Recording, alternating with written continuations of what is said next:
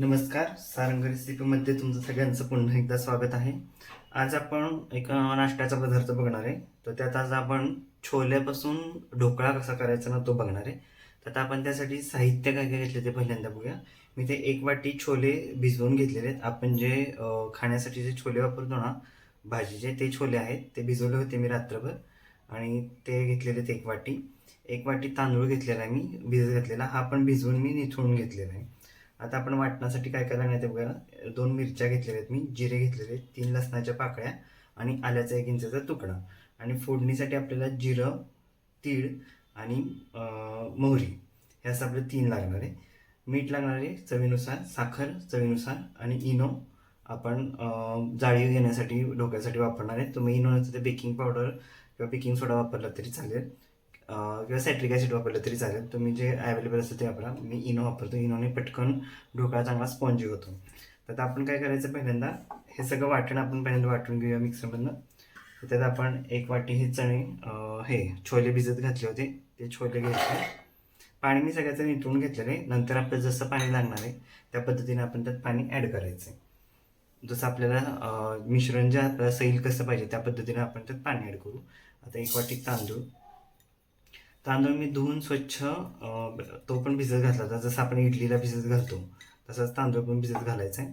पटकन होणारा ढोकळा आहे आणि सोपी पद्धत आहे. त्यात आपण 3 लसणाच्या पाकळ्या, 1 इंच आल्याचा तुकडा, थोडंसं जिरं आणि मिरच्या मी तुमच्या जसा तिखट पाहिजे ढोकळा त्या पद्धतीने तुम्ही मिरच्या घ्या. आता आपण चवीनुसार मीठ टाकून घेऊया. मीठ ह्यात कशी चव असेल त्या पद्धतीने तुम्ही मीठ टाका. साखर मी एक मोठा चमचा घेतलेली, म्हणजे थोडंसं आपलं गोडसर ढोकळा लागेल. लास्ट टाइम जेव्हा आपण ढोकळा लावू त्यावेळेस पण आपण मीठ टेस्ट करायचं. जर कमी जास्त वाटलं तर तुम्ही त्यात मीठ ॲड करू शकता. आता हे सगळं मी मिक्सरला पहिल्यांदा व्यवस्थित बारीक वाटून, बारीक किंवा जाडसर जरी दळलं तरी चालेल. ढोकळा हा जरा रवाळाच असतो तर रवाळा दळून घ्यायचा आपण पहिल्यांदा. तर मी सगळं रवाळा दळून घेतो पहिल्यांदा. तर आपलं पीठ बघा मी असं रवाळा दळून घेतलं आहे. एकदम बारीक नाही केलेलं आणि अगदी जाड पण ठेवलेलं नाही, मध्यम रवाळा असं मी ते दळून घेतलेले. तर आपण त्यात काय करायचं आहे, मीठ मी टेस्ट केलेलं आहे, मला परफेक्ट वाटतं आहे. जर तुमचं जसं पीठ असेल तसं तुम्ही मीठ त्यात कमी जास्त करू शकता. आता आपण त्यात कोथिंबीर टाकायचं आहे. मी कोथिंबीर टाकायचं विसरलो होतो. तर त्या कोथिंबीर थोडीशी टाकायची. ढोकळा छान लागतो खाताना कोथिंबीरीमुळं. आता हे मिक्स करून घेऊया आपण व्यवस्थित. तोपर्यंत आपण ह्या प्लेटला ना तेल थोडंसं ग्रीस करून घ्यायचे, जेणेकरून आपण इनो टाकला लगेच आपल्याला हे पीठ तिकडं ट्रान्सफर करायचे.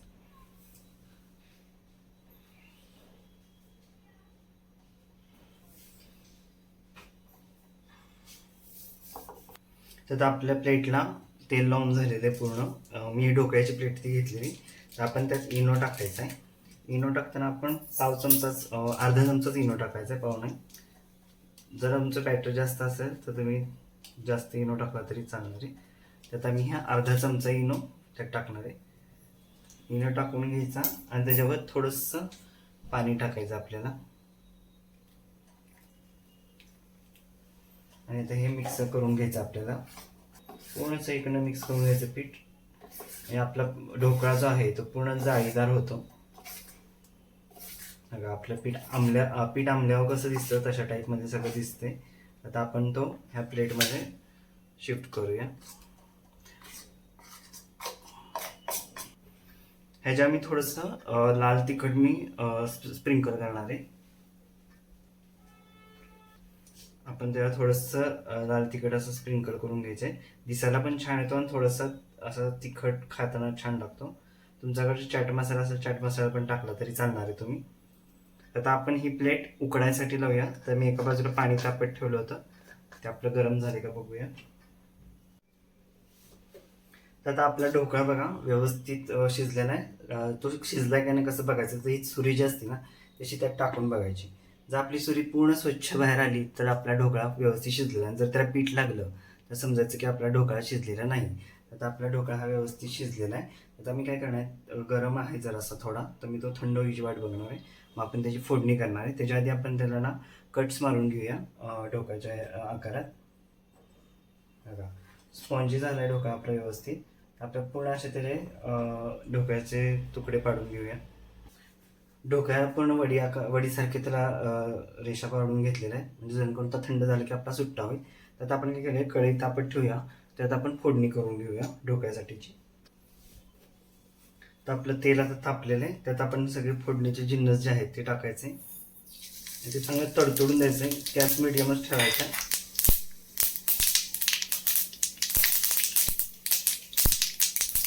कढीपत्ता तुम्हाला कशातून कढीपत्ता घालू शकता आणि थोडासा हिंग, एक चिमूटभर हिंग टाकलेला आहे मी. तर आपण काय करायचं, हे सगळं जे फोडणीचं साहित्य आहे ते आपल्याला त्या ढोकळ्यावरती ओतायचं. तर ते चमच्याने आपण ते टाकून घेऊया. आपण त्यात फोडणी टाकून घेतलेली, त्याच्यावर आपल्याला थोडीशी कोथिंबीर पसरायची आणि थोडा ओला नारळ.